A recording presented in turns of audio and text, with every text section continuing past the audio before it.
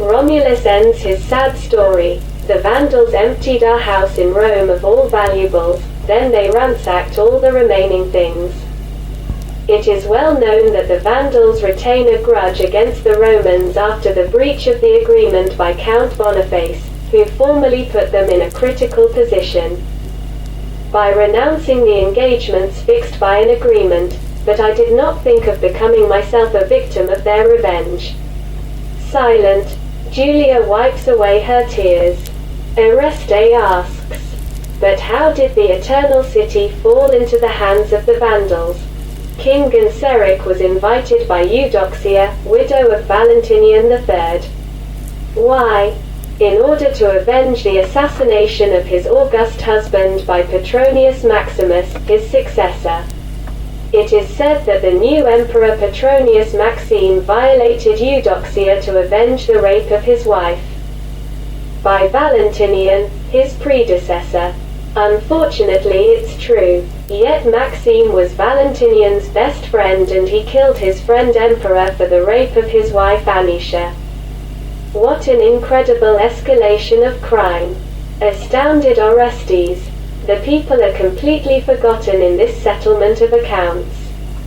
Maxime, frightened by the Vandals, wanted to flee, but was killed by the indignant Roman crowd and thrown into the Tiber. An emperor thrown into the Tiber. What a terrible end, exclaims Julia. Romulus continues. Pope Leo left the city to meet Genseric with his clergy. The king of the Vandals did not allow himself to be weakened. He promised only to spare the disarmed inhabitants, not to burn the city and not to torture the captives.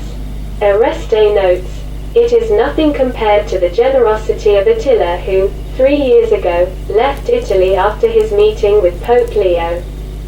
Yet our army was much more powerful than that of the Vandals. Attila was a creator while Genseric is a great plunderer and a destructive thirst for vengeance." Orestes and Julia continue to live peacefully at Patavium, but the misfortunes of the empire touches their hearts.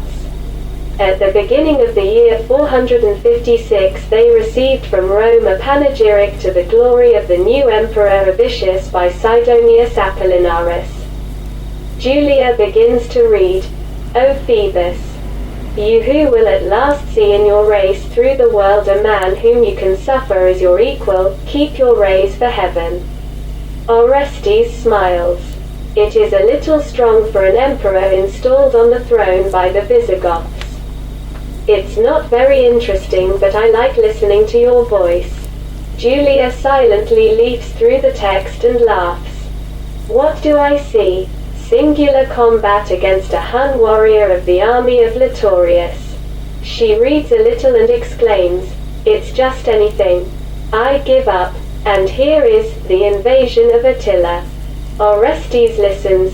Julia declaims, "Suddenly the barbarism, overflowing its tumultuous waves, had poured upon you, Gaul, all the hordes of the north. After the warlike Ruge comes the cruel Gepid who accompanies the Gelon, the Burgond heals the Scire, Hun, Bellonote, Neurien, Bastarne, Thuringian, Bructere and the Frank, whose country is bathed by the water of the Nektar covered with ulves. Under the blows of the axe the Hercynian forest fell rapidly, and the alder, transformed into barks, wove a boat bridge on the Rhine." The unforgettable memories of the great army revive in the brain of Orestes, who comments dryly, "It's short and too exaggerated." Avitus was already the hope of the world, as it still is today. Julia finds the words of Theodoric II, king of the Visigoths, addressed to Avitus, "You do not take power from anyone. No Augustus reigns over the Roman hills. The palace is empty. It belongs to you. This young Theodoric murdered his brother Thorismund, who fought against us on the Catalonian fields. To take his place," notes Oreste. Julia finishes her declamation, "And thou, blessed to possess such a prince today, O Rome, the ancient mother of the gods, raises her head and banishes this shameful dejection. Here is a mature sovereign who will restore youth to you when childish emperors have made old. Let's hope that these predictions come true. But I do not think so because, instead of seriously dealing with state affairs, he indulges in all the pleasures of Italy. If Attila were alive, it was you who could have been the emperor, for you have never separated your cause from that of our unfortunate country with such a glorious past. Orestes embraces him tenderly. It is not this creature of the Visigoths who can save the empire. Do you remember that, according to Attila's will, I should have helped his son Geazim govern the Eastern Empire after his submission? That is to say, in fact, I could have been co-emperor of the Eastern Empire. The Emperor of the East is now more prestigious since Valentinian. All the Western emperors have asked for the recognition of their title by Constantinople, while no Eastern emperor did not think to ask the authorization to reign to the Western emperor. Julia smiles. So, I could have been an empress from the East. How I regret the death of Attila. In fact, you deserve better with your virtues and your experience of being emperor than this Avitus, who spends his time in attempts to seduce the noble Romans' women despite his advanced age. Would you like me to start a political career again? We can, perhaps, try, because I have many assets that we can use effectively with your father. No, my dear fellow. I will not wait for you again with anguish for many months.